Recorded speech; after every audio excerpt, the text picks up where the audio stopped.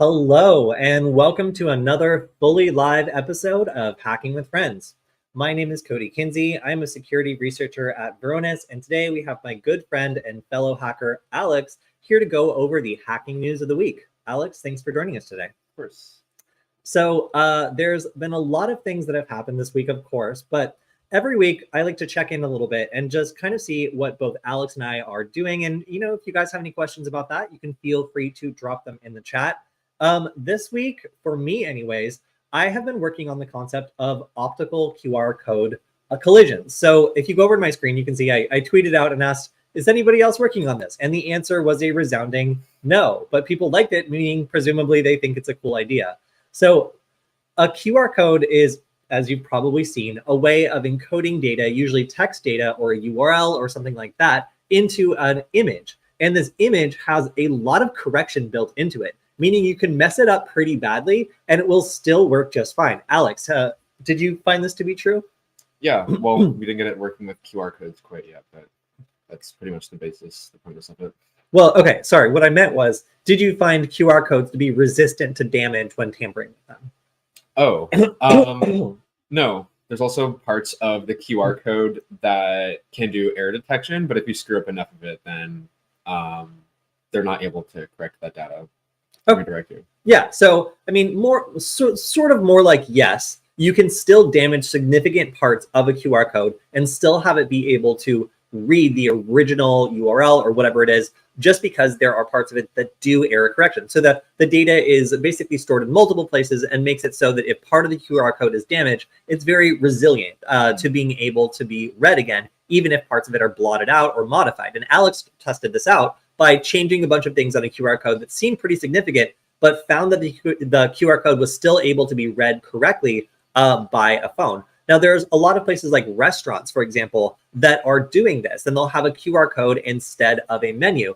And a lot of people were dismayed, I think, fairly recently when somebody used a QR code on TV and a bunch of people scanned it. I think it was like the Super Bowl ad or something. But really here, QR codes are beginning to become a part of everyday life, and being able to modify them a little bit is really interesting because while they do have error correction, the difference between one QR code and another might not be that different, especially if you're able to change maybe a single character in the URL and then get a QR code that looks almost identical or can be changed just by adding a couple parts. So my idea that I've been working on is that if you find something like for example, we went to a cafe recently that has a menu that you scan and then you pay through that website. So if you wanted to make a scam website that you could slap down a sticker on top of the original QR code, or just modify the original QR code by a tiny bit, you would be able to redirect the user to a totally different website than the one they were intending to go to, have them pay, and then not get any food. So there's a lot of different attacks you can do for some of these portals now that are being advertised via QR code. It could be a way to buy tickets at a movie theater. It could be a way to open up a menu at a restaurant. But because some of these are now also involving payment, it opens up the ability for attackers to use this as an attack vector. So what I want to start looking at is whether or not you can take a QR code, run the URL that it has encoded for through something like DNS Twist, which is a script that goes and tries to find every available website that you could register right now that's incredibly similar to the target URL, and then generate a QR code that just is a slightly modified version of the original. So literally with a pen, you could go and make a couple modifications and redirect the user to a phishing site. At least that's the idea. So that's what I've been working on over the last week or so, just exploring that possibility and seeing whether or not that's a real thing you could do. Because I noticed QR codes are everywhere, and it would be really, really interesting to start attacking them in interesting and novel ways. Alex, what have you been working on? I just want to say that QR codes are definitely becoming more popular as an attack vector. It's just really easy for people to slap their own QR code on top of something, and no one's really going to think twice about what it is, or have any way to optically recognize it's a scam without having scanned it themselves. So I think that's really cool. Yeah, QR codes are not human readable. So, if you make a modification to it, most humans can't tell the difference between one QR code and another, while of course a machine can. So being able to just draw in a couple parts and make it redirect somewhere else, that's kind of what I'm trying to see whether or not it's possible. Because DNS Twist is already a great tool for finding websites that are super, super close to an original URL, if QR codes are constructed in a way where a small difference in URL means just a small difference in the way the QR code is presented, then it could be possible to just lightly modify an existing QR code to make it redirect to a phishing page. That's what I'm working on. Alex, what are you working on? Let's see if I can pull it up here, but I've been working on creating a mock-up cryptocurrency scam website for a demonstration that Cody's going to be doing. Looks like I can't. Forbidden. No. Okay, I don't know what's up with that, but if you could pull up a demo, perhaps. Cody's been, well, the other week, Cody was hit with a cryptocurrency scam that attempted to steal all of his crypto assets, which I know Cody has a lot of. Oh, yeah. Lots big crypto fan. Big into Doge coin. Yeah, but... actually, on my screen also, you can see what the original scam website looked like that I got texted. This was something that sent me a text message. I think I have the original text message right here. And it was just like, we detected a login from your wallet from a new device on blah, blah, blah, blah, blah. Please visit whatever to restore your wallet. I was like, oh, that's so sad because I have no wallet, idiot. So like I immediately knew that this was a scam. But when we went and checked it out, I could see that, it had this pretty sophisticated phishing page. I managed to abuse it, but then it for some reason went down after I sent it tens of thousands of copies of the B movie. And of course, when we tried this on our own example, the file that was kind of logging all the credentials quickly became megabytes large, like 75 megabytes of just the B movie script. So I have the feeling that I might have actually crashed the infrastructure of the attackers who were trying to phish me. But we couldn't access this website anymore. So I asked Alex to make a fake phishing website for us to basically show what happened when I did this attack on the attacker's end. So, oh yeah, Alex, you have it up now. Oh yeah. So if you switch over to your screen. You can see it's pretty legitimate. It's called Crypto Scam. It's the hottest new crypto scam that's around. Basically, all you have to do is just input your Ethereum wallet private keys, and then it sends it over to my server and logs it. One purposely coded in like vulnerability, I guess you could say, with this site is it only does validation of the Ethereum private key on the client side. So it uses like JavaScript to see if it's a valid private key. So if they're not doing any backend validation, this means that Cody is able to flood my server with just like a ton of requests for random stuff, like the B-movie script. Yeah. So presumably you either destroyed their servers or they got so annoyed that they blocked you. Yeah. So what's cool about this is like if you want to see like the effect you could have on like a scammer server, then people can actually download this. There's instructions, and you can run this fake phishing server on your Raspberry Pi or on your computer, and then you can use OWASP Zap, for example, to attack it the way that I did. So we're going to be coming out with a Hack 5 video on this today, actually. So if you want to stay tuned, you can also check out the Hack 5 channel to see a full walkthrough on the way that you can attack this fake phishing server and just flood it with nonsense data. But the basics of it is with OWASP Zap, I can identify the post request that goes directly to the server that's logging all the credentials. And then I can get around the input validation that Alex baked into this to make it so I can just send whatever I want to the server. But I also take the extra step of generating fake crypto wallets using the same regex that Alex is using on this site. So if I inspect the page and look at the code, I can see that there's a regex in there that's used to determine whether or not it's a valid crypto private key or whatever. So what I can do is go into OWASP Zap and generate a whole bunch of fake wallet addresses that, or private keys rather, that match that general pattern, and then just send them. So for the scammer, this is super, super annoying because it means that now they have a bunch of valid looking loot, but none of it's real. They're all totally randomly generated and they don't go anywhere. So if anybody really did get scammed, it would probably eventually just get buried in all these fake wallet addresses, and it would be or private keys, sorry. And it would be very, very difficult for the scammer to figure out which was real and which was fake. So this was a lot of fun, and Alex helped me out a ton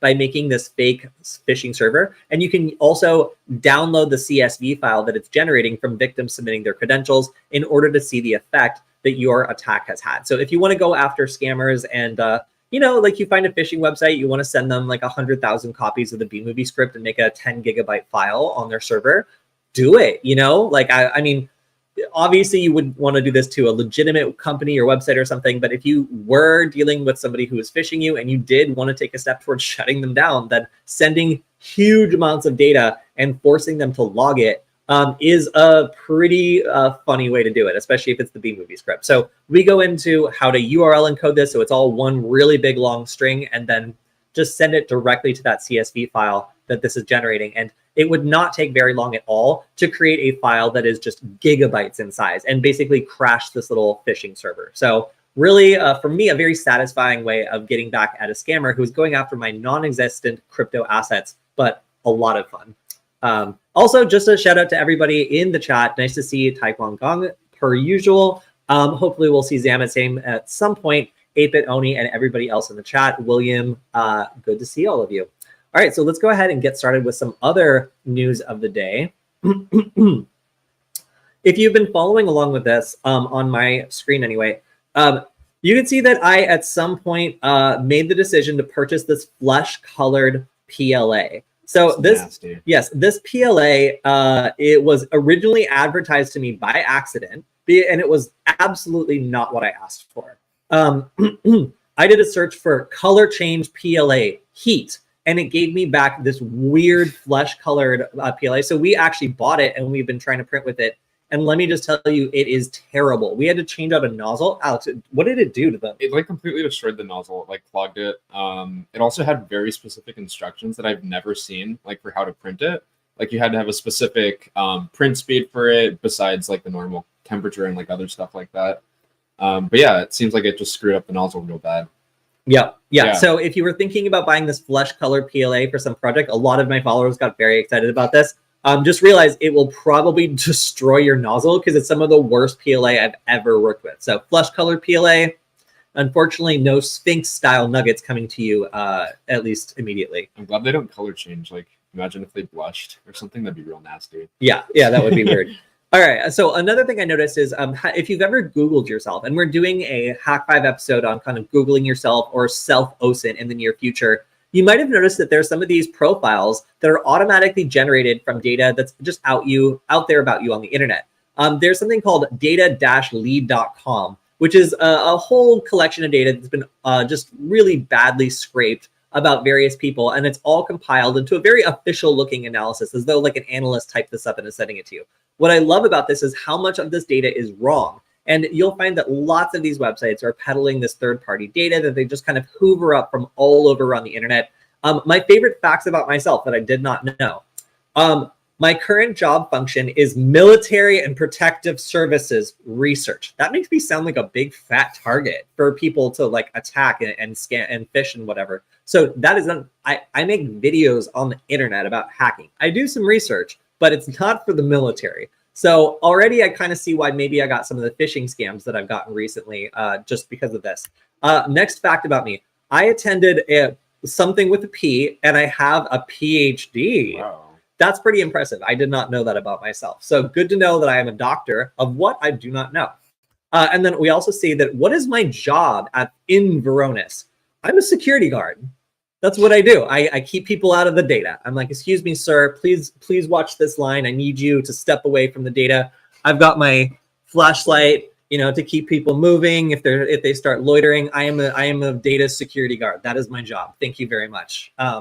Yeah. So the message here is, if you are doing OSINT, if you are a researcher, do not trust these third-party data suppliers. They get data from all sorts of unreliable sources, and it is just very funny to me how often wrong these are. I had somebody who used to work with me at Nullbyte who needed a top secret job clearance, like verification something. And the government investigator was trying to get in touch with me, and they were using a source like this, and they were contacting like my college dorm from 10 years ago, and just like getting like the total wrong information was out there about me. So it is interesting to note that third-party data sources almost never validate their stuff. It's often wrong. And if you want to Google yourself for a good laugh, you can find fun facts about you on lots of different websites, but probably a lot of very wrong ones at data-lead.com. So just a great example of an unreliable third-party data broker that you should not trust. And you might notice that we are not in our usual set. We're not flying through space. We don't have the usual dark basement behind us, and the DVD player's gone. That's because we are in Los Angeles to do a workshop. So if you're in the SoCal area, you can drop by and say hello to us because we're going to be doing a workshop on building your own Wi-Fi nugget that allows you to drop USB payloads like Ducky script. So that means you'll be able to take existing Ducky scripts and inject them with a couple touches of a button. And we're going to be showing you how to create your own. So if you want to learn about human interface device attacks and build your own very cute Wi-Fi nugget, then you can join us at Null Space Labs. And also the tickets are going to benefit Null Space Labs. So if you want to support a great local hackerspace, that is why we are doing it. And we will see you on the 19th if you are going to be there.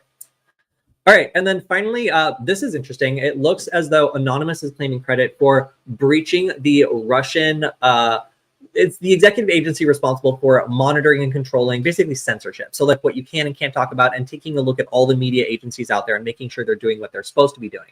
I'm Commodore. I had to at least try pronouncing it. Otherwise, I don't feel like I deserve it. So I'm actually kind of amused by this because, oh, it's on Substack. Okay. Usually distributed denial of secrets is like de facto like blocked on Twitter, and you cannot share distributed denial of secrets links. So distributed denial of secrets is a hacktivist group that's gained a lot of notoriety for leaking very large troves of information about specific organizations.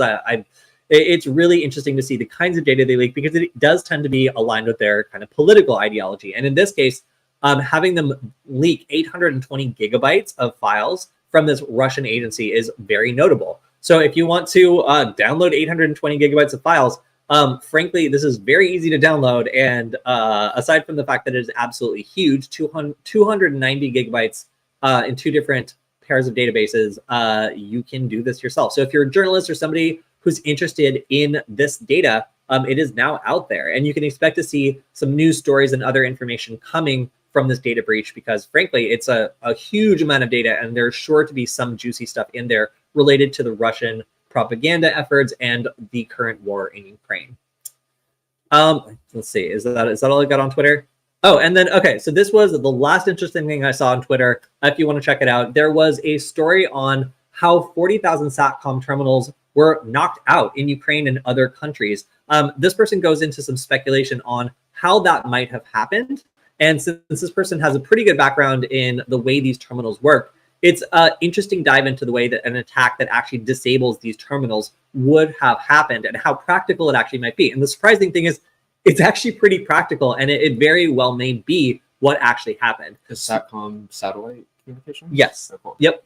So this was an attack against the terminals, and the publicly available information that has been released are the attackers originally targeted terminals located in Ukraine, but the attack propagated to other countries like Greece, Germany, Poland, Italy, and Hungary. Tens of thousands of terminals have been permanently damaged, rendering them inoperable. It happened at the same time that Russian forces initiated the invasion of Ukraine. It targeted the fixed broadband customers of a civil satellite network, but not maritime or aviation, which is pretty notable because that means it's much more targeted.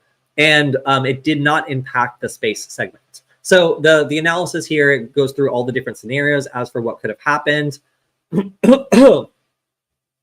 And their conclusion is kind of more that it was probably a 0-day in SATCOM terminals that was publicly exposed.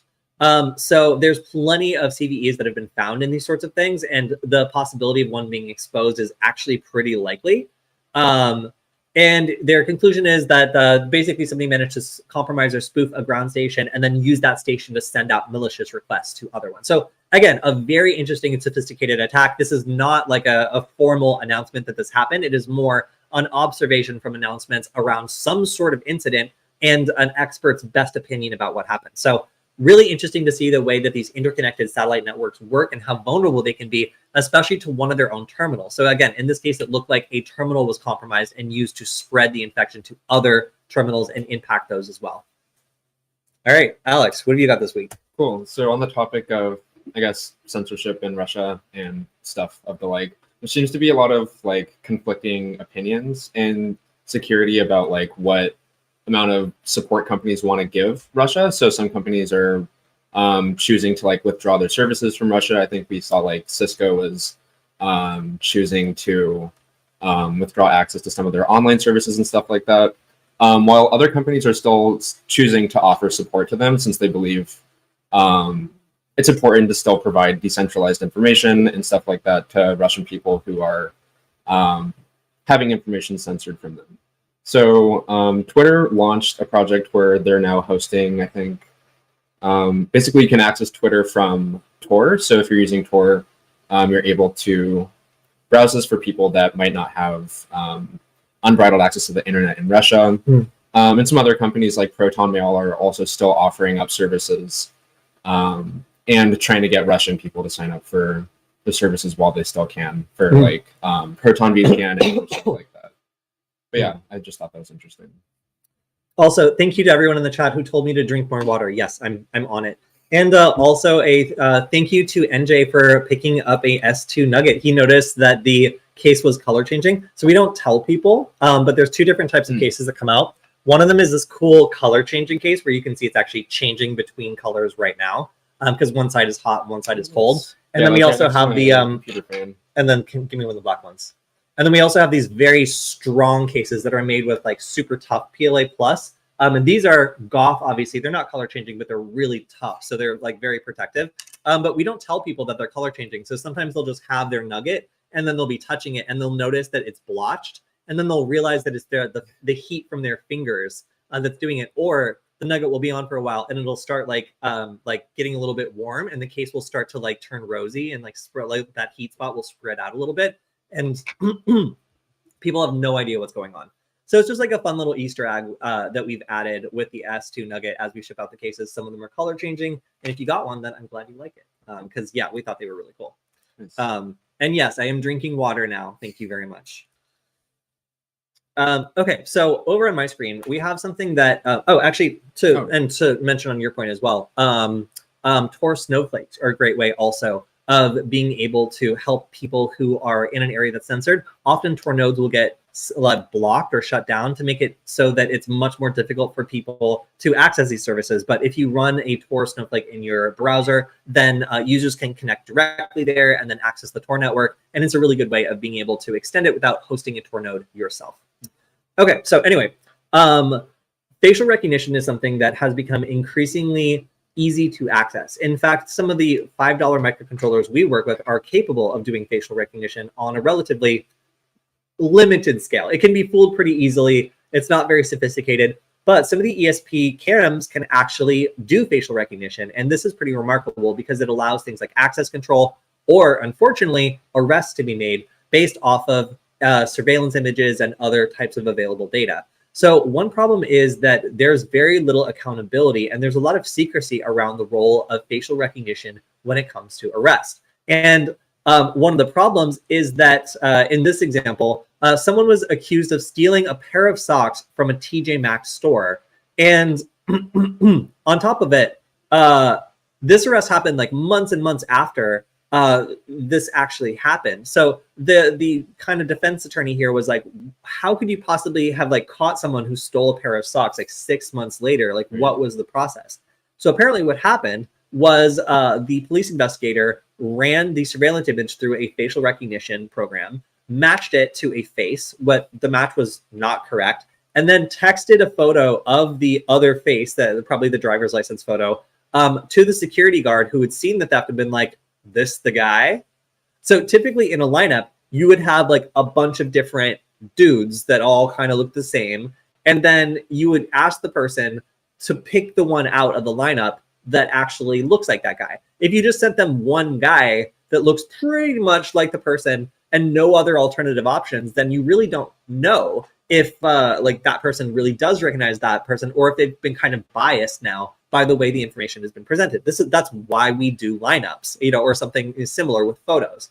So if you have a facial recognition match that is wrong, for example, because the two people look similar, but it is not a correct match, and then you text a single photo of that very similar looking person to the only witness 6 months later, you can imagine how this can become incredibly problematic when the wrong people are flagged by the facial recognition system. So the problem here is that also a lot of the time the use of facial recognition is not disclosed to people that it is used on. So even if the initial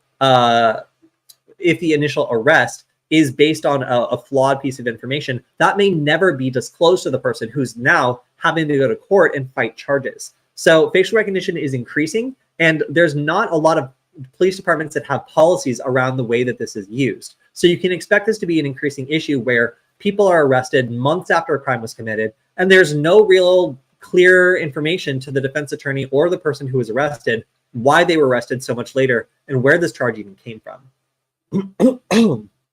So yeah, I would say it's a very frightening trend that facial recognition is being billed as this like hyper accurate tool for law enforcement, when in fact, if it does get the wrong match, the consequences for the person who are arrested are really severe, and there's very little recourse for them to be able to, get out of this once they've been pulled into an investigation that they might have absolutely nothing to do with based on a flawed piece of technology. So yeah, look out for that in the future. I can just imagine them pulling like a crappy security cam footage image of like someone's face and trying to run a facial recognition profile against it.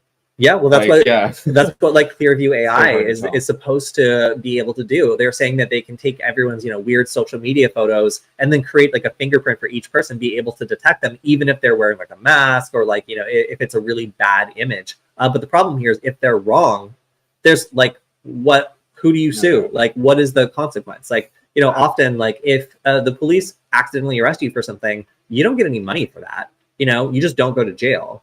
And it's often very damaging to a person's reputation. It's often very, very difficult for them to recover from. So if you have an additional tool for law enforcement that just doesn't work correctly all the time, that can bring this catastrophic process down on innocent people, especially if the police themselves are not willing to talk about it or disclose it, you have a recipe for a disaster when it comes for innocent people getting drawn into the criminal justice system and then not having the ability to fairly fight back because they don't even know what they're doing there. Because this piece of technology that was used to identify them is not being disclosed after the arrest, which is very shady. Yeah. Speaking of Clearview, Clearview AI was fined 20 million. Are these euros? I don't even know what this is. Yeah, that's a euro. Okay. For collecting Italians' biometric data. So apparently this pissed off the president of Italy or something like that, since he wasn't okay with his people having their having their facial features like profiled by Clearview AI. So yeah, there's also a response from the president of Clearview AI where he seemed pretty apologetic and disappointed. Oh, that weird looking guy? I'm so sorry. I'm so sorry. Is he himself weird looking? Yes, he's just a weird dude. Sorry. If you're if you're the CEO of Clearview AI, like for one, please stop. And for two, yes, I do think you're weird looking. Go on. Nice. Yeah, but he pissed off the Italian president and then issued a response. Isn't GDPR like a thing throughout? Okay, so you're probably not aware of GDPR, are you? No. So GDPR is a privacy law that prevents companies from compiling information about European citizens unless they have a specific reason and they're very upfront about it. And it really is restrictive of the amount of data harvesting you can do. So like going and like collecting like sensitive biological or biographic information about, a bunch of Italians who are Europeans and in the European Union, it is definitely a way to get in trouble with GDPR. And I'm pleased that they were fined because this kind of sneaky data collection, I did not opt in to Clearview. They just went and found photos of me on the internet and basically banked on the ability on the average person's inability to do anything about that. So like most people don't have time in their day to sue every company that's just like compiling a sketchy profile on them and then selling it to a government or something like that. They just don't. So because of that, this company is able to do really invasive research on just individual normal people that haven't done anything and have no relationship to Clearview, and then turn around and sell those profiles of information to governments and all sorts of other people who want to use it for probably nefarious purposes, or maybe just misidentifying criminal suspects and then throwing innocent people in jail. So I am, as you can tell, not a huge fan of this company that relies on overreaching into other people's data and then selling those things to anybody that will buy them. It kind of reminds me of NSO Group and just how they're willing to do things that the average person does not want anything. Like, do you want your face from your like old MySpace and LiveJournal profile to be sold to the Iranian government for some reason? Like it just doesn't. It's not a fun way of finding out that information about you, incredibly detailed, information about your face, for example, is out there making somebody else money. So yeah, I don't like their business model, and like, I can see why this would be a huge concern with GDPR, because being able to identify someone from grainy surveillance footage, I mean, and then make that a pay-for-play service just means that any random person can surveil you just about anywhere, provided they have a camera in the area. So, you know, this kind of like sneaky ability to identify people is definitely something the average person does not opt into. But regardless, it's the way this company makes money. So very creepy, super not cool, and weird guy.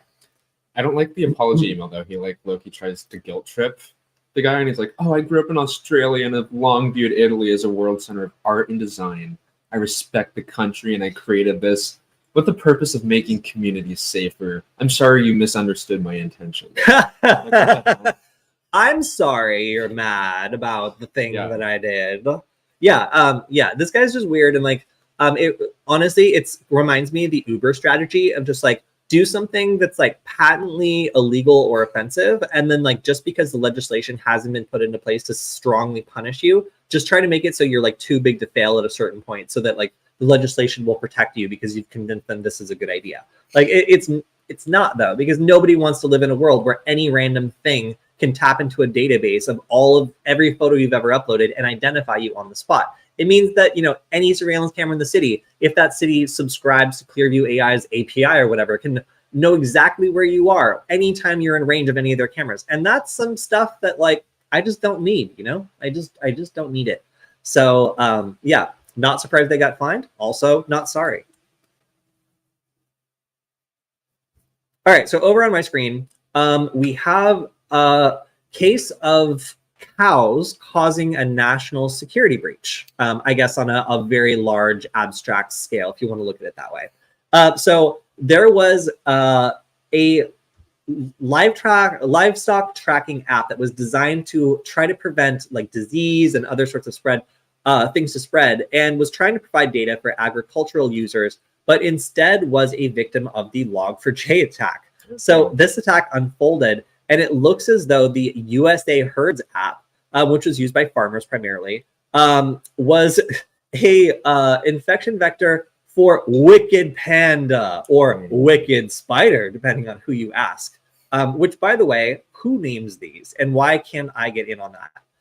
Because it seems like a great job. I like the name of APT41, also known as Winity, Barium, Wicked Panda, or Wicked Spider. I like how these two different like threat detection centers or whatever, like also were to like, these people are particularly wicked. But yeah, so anyway, these people who are apparently very wicked if they're going after cows and stuff, used this threat vector to get into a variety of different systems and were able to propagate the infection in via logs and a cow tracking app. So this was CVE 2021-44207, and yeah, earned its own CVE. And it was kind of leveraged by the Log4j, which Alex did a demonstration on, if you're curious. But the Log4j attack obviously attacks anything that uses Log4j in order to store logs. So the logs were the infection vector that was able to get in and start spreading around other backdoors and other malicious stuff throughout the networks that this had permission to run on. So overall, this is a very like weird edge case of something that was supposed to be a data project for farmers, ending up as an infection vector for a Chinese affiliated advanced persistent threat group. So just goes to show you that there's anything that's poorly secured, that's connected to something important. Even your cows. Even your cows are potentially an infection vector for malware or other sorts of bad stuff if it is not updated promptly. So one of these projects that, you know, it's for farmers, like nobody's going to worry about this, we can patch it later. No, if you don't patch promptly, then these sorts of tools that are used by everyday people can instead be used to spread malware. And if they're affiliated with the government, then that can make things all the more serious. So at the moment, it looks like this was primarily an espionage campaign, but because it was so sneaky, it's really difficult to say exactly what these threat actors were up to and what they accomplished. But it is a very good case of noting that, you know, all these peripheral systems, even if they're just attached to cows, can still be used to attack the parent systems that they run on. So a pretty frightening wake-up call for a bunch of farmers. Dang. All right, back to you. Cool. So the group that we talked about the other week, Lapsus $, which sounds like a weird rapper name, is back in the news again. This time, having stolen source code for Samsung Galaxy devices. They haven't made any threats or haven't really asked anything of Samsung as far as we know, or at least they haven't disclosed that yet. But it seems like they're targeting a lot of random high-profile companies. They targeted Nvidia last week. Now it's Samsung. But there's also more news circulating about the attack they did on Nvidia. I think they did walk back some of the requests that they made, like to open source some of their drivers and also like give more unbridled access to the GPUs for doing stuff like crypto mining. But now that they leaked some of the source code and some other stuff from whatever they were able to steal from Nvidia servers, you're now able to sign off malware or other arbitrary programs like that using Nvidia's certificates. I think this only applies to Windows. Yeah. But yeah, this is still pretty dangerous since you can disguise malware. Any malware, yeah. It'll run as though it's signed. Right. So scary stuff. I was also hearing that the ransomware group that's responsible for this attack is having all sorts of weird drama. So it was posted that they posted an update that like they were planning on leaking more stuff imminently, but some members of the group were behaving badly and like making like crazy demands to Nvidia, and that was causing everybody to get really upset. So they deleted the update, but it looks as though this is kind of a mess behind this ransomware campaign. So it's very interesting to see that, you know, not all ransomware campaigns are conducted privately or professionally. And in this case, it looks as though a lot of people here are upset. Both Nvidia is upset, the threat actors are upset because they can't get their troops together. So a really interesting, still unfolding situation happening with the Nvidia data breach and ransomware attack. Okay, so if we switch over to my screen, we can see yet another novel attack that turns Amazon devices against themselves. And the way that this works is primarily against connected speakers. So Alex and I were on a train recently, and there was somebody who was bringing an extremely large Bluetooth like boombox around the platform. And I thought to myself, I wonder if I could just connect to this and play the sound of our editor, Michael, saying "wakey, wakey, eggs and bakey" on the train platform at maximum volume. And sure enough, I was able to connect to that boombox, jack up the volume all the way, and play that voice over and over and over until the person physically ran out of range. So Bluetooth devices will often just allow you to pair with them. And in the case of an Amazon device or a smart speaker, that can allow you to play a file that contains instructions for making purchases, unlocking doors, and doing other things with a smart connected assistant. So some of these devices are also dual devices that allow you to connect as a speaker and then also are waiting for a wake word. So it is entirely possible to use these devices to say a bunch of stuff that they themselves are looking for, and then even go through the confirmation step of waiting a couple seconds and saying yes if the device requests confirmation before executing a command. So if you know the way that these commands are constructed and you've practiced it, I think you would probably be able to put together an audio file that will automatically cause a signed-in device to perform some specific action. So these are almost like ducky scripts, but audio ducky scripts, where if you play them against a smart connected speaker, then it will actually hear its wake word, interpret the commands, and then execute whatever you tell it to do. And again, if you're just outside of a home and there's a smart speaker on the inside, the potential here is that you could connect to that smart speaker, play some sort of command, and then cause any smart device in the house to execute that command, which is extremely funny. So lots of really good research here. Obviously, this is nothing like incredibly new, but it's still an interesting way that these devices can be used to essentially attack themselves by allowing a device to pair with them and then just broadcasting something involving their wake word combined with some sort of command the attacker wants to run. So again, that could be just unlocking the front door. That could be bad, depending on the scenario. Right. I would love to make my own smart device where the wake word is wakey, wakey. Eggs and bacon. Yeah. I'm sure that someone has done that. I wonder if you can have like two smart devices just trigger each other. Yes, you can. Like have, Yeah, I used to do that. Nice. Yeah, I thought it was very funny. All right, what do you got? Okay. So I think this one is also related to the middle box attack, but there's a new type of DDoS method, or rather a new technique that's being used where there's like, I guess, a middle box as it's being dubbed, where basically an attacker can send a UDP request to a server that has a specific vulnerability, but then set the IP address that it tries to reply to the victim that they want to attack. And this basically just sends like a whole boatload of data over to the victim, essentially DDoSing them without the attacker having to actually prop up any of their own infrastructure. This is a reflection attack. Yeah. Yeah. I think it's using a specific voice over IP service that's been found vulnerable. I didn't get to read through this whole thing, but if you want to check this out, it's very interesting, and it's a pretty new novel attack that's being used. Yeah, so let me explain like reflection and amplification attacks. So imagine that there's devices out there, servers out there, where you can send it one request, and for that one request, you get 10 requests back. That's a pretty good ratio if you were trying to flood someone.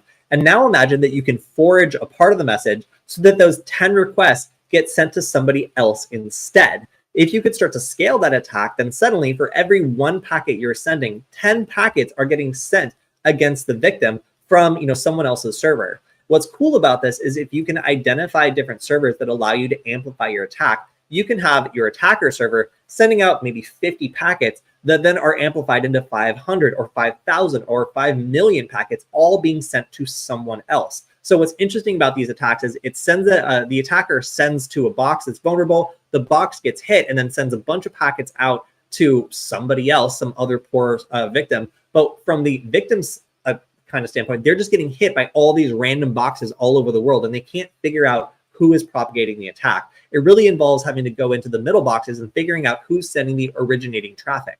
So these sorts of attacks allow people to bypass the need for a botnet. You basically can just use existing services out there to cause a giant reflection on all the traffic that you send to be sent back to some other random victim instead of to you. And that's why these attacks are so novel and so interesting, because you can essentially build a botnet out of just random infrastructure that's vulnerable to a specific type of reflection. So the better the ratio, the more effective the attack. So if you're able to send one packet and get 10,000 packets out of that, then that reflection attack would obviously be an order of magnitude stronger than just a 1 to 100 ratio. So really interesting attack, super interesting technique. And if you're not aware of it, then it's a cool way that people are able to bypass the need for like a massive botnet in order to perform denial of service attacks. Yeah.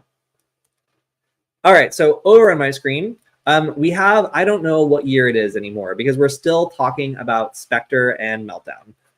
So Spectre and Meltdown are speculative execution attacks that rely on the speculative execution feature involved in many CPUs.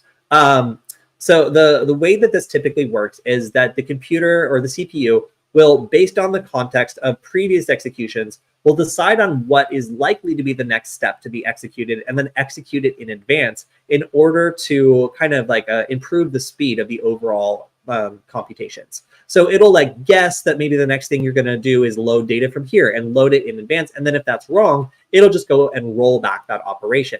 The problem is that attackers were able to use the speculative execution to eventually train the CPU to execute maliciously. So it's actually able to like over time, like wean it away from doing what it's supposed to be doing and instead cause it to access things it shouldn't be accessing and break the separation between applications. And there's been a new way of doing this released that basically rides on the original Spectre attack, but this Spectre attack is able to do it even with the mitigations that have been put into place by manufacturers. So this is really, really hard to mitigate because it basically requires you to change the architecture, the underlying architecture of the chip. And they've tried all sorts of mitigations, some of which dramatically slow down these chips. So if you bought them thinking they were going to go a certain speed, then guess what? If you want them to be secure, they just cannot do that.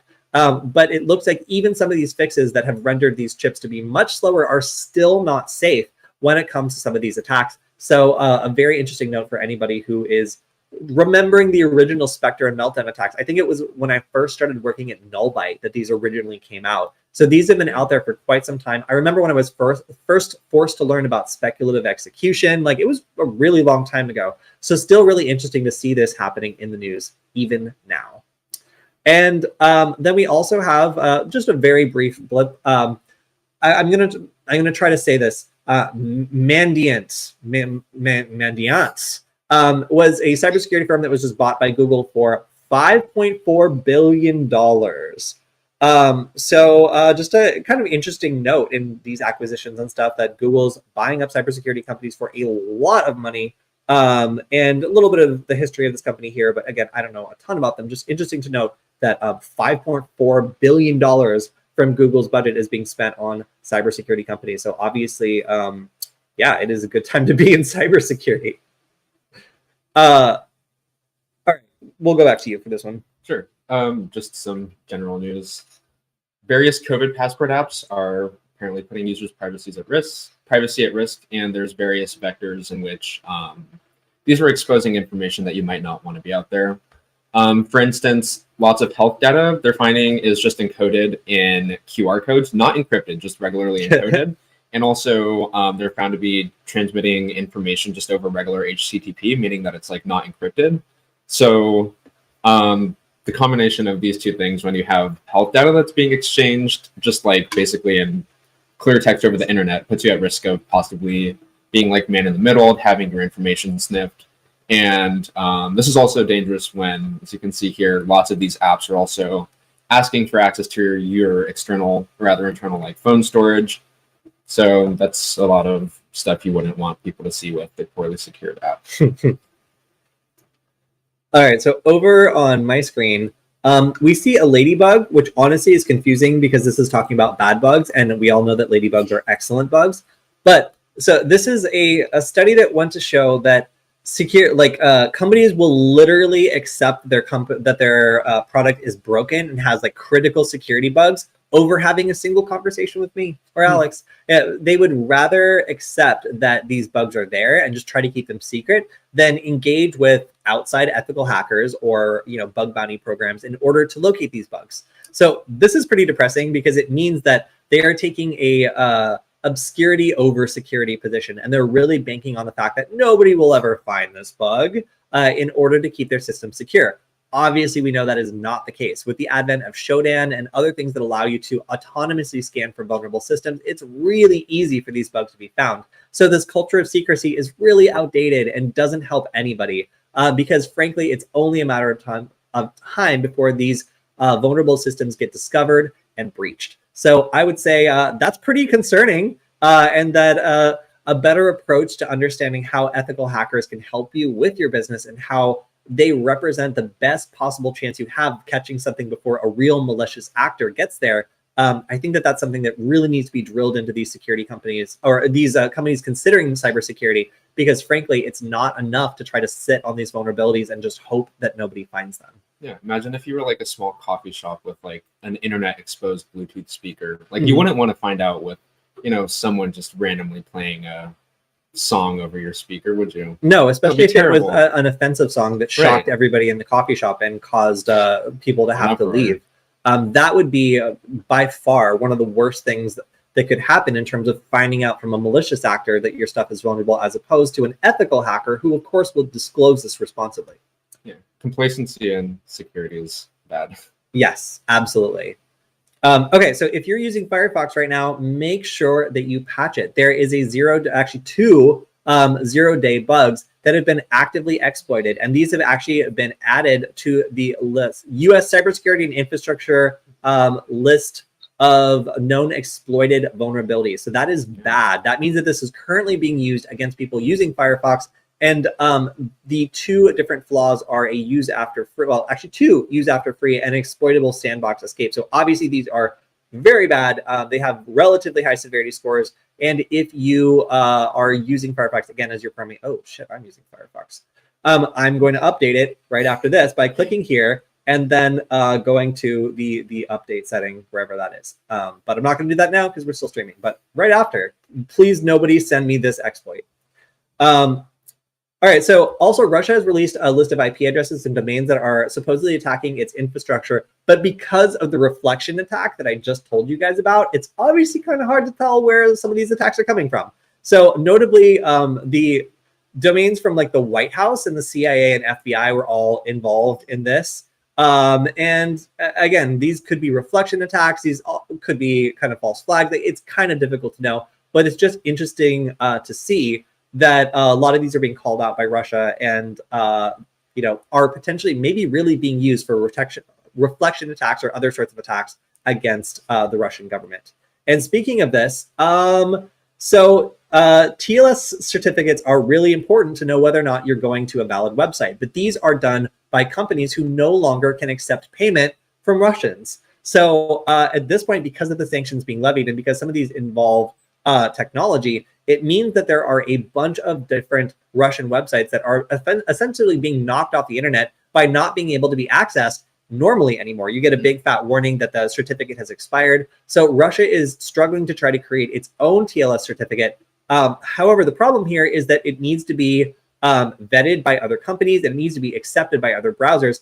And there's currently only a handful of browsers that will allow you to do this. So you can do Yandex or Atom. And those are your two options of browsers if you want to be able to get to Russian websites whose TLS servers are certificates are expiring. So expect to see significant amounts of Russian websites going essentially offline as they're no longer able to pay to renew their TLS certificates and are instead turning to maybe this Russian certificate that is not accepted or trusted by any browser that you or I will probably be using. So unless you want to switch to Yandex, this could make it more difficult for you to be able to access any Russian websites in the near future. All right, Alex, you got anything else? I think we're just about at the end, so let's hit the best we got. This is the last one I really have. Cloudflare, who offers services that basically protects against DDoS attacks and stuff like that for online web infrastructure, websites, other things like that, is implementing a new security feature that basically takes servers offline. I don't know if this is just in Ukraine, but this is why they started implementing this. But if they're seeing servers that are going offline or exhibiting other things that might indicate that they're being subject to a DDoS attack or stuff like that, then it goes ahead and just automatically bricks the server unless a specific encryption key is provided, which you have to obtain through Cloudflare. So I thought that was an interesting data protection measure that they're trying to implement. But also on the topic earlier that I mentioned, where certain companies are choosing to still maintain their Russia's ability to access their services, Cloudflare has said that some Ukrainians are expressing the sentiment where they don't want Russians to have access to this service, but they're still choosing to stay in the Russian market since they want to allow people within Russia to still be able to be protected, like citizens that are trying to freely access the internet or stuff like that, which I thought was interesting because there seems to be a lot of divide in that. All right, and then I guess in our final piece of news for today, the SEC has decided to get in on the game of telling companies when they need to disclose breaches. Now, before there was a lot of conversation amongst people about victims. Like, if your data is included in a data breach, when do you need to be notified? But apparently there's a more vulnerable group that needs to be addressed first: rich people.